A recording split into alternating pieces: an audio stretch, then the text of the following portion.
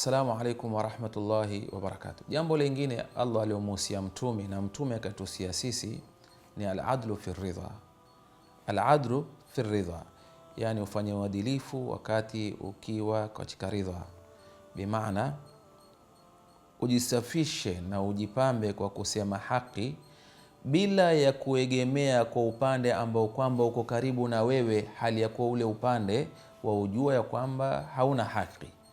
Useme haki kwa mtu ambaye kwamba ni mwenye haki, na useme si haki kwa mtu ambaye kwamba asiyekuwa na haki, kwa sababu ni moja katika mambo ambayo kwamba yenye kumwokoa mwanadamu na moto, mwanadamu na moto, bali ni moja jambo ambalo litakalokupelekea wewe uwe kwenye kivuli cha Allah jalla jalalu siku ya kiyama.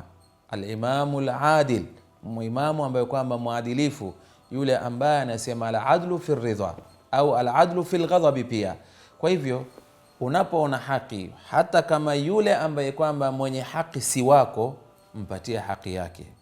Yule ambaye kwamba ni wako hana haki, mwambie wewe hauna haki, kwa sababu ni vitu vitakwenda kuokoa siku ya kiyama na moto.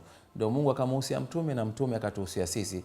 Kwa hivyo tunapoona haki, usiseme huyu dadangu, huyu ndugu yangu, huyu babangu, huyu mamangu. La, sema ukweli wa mambo ili uweze kuokoka mbele ya Allah jalla jalaluhu.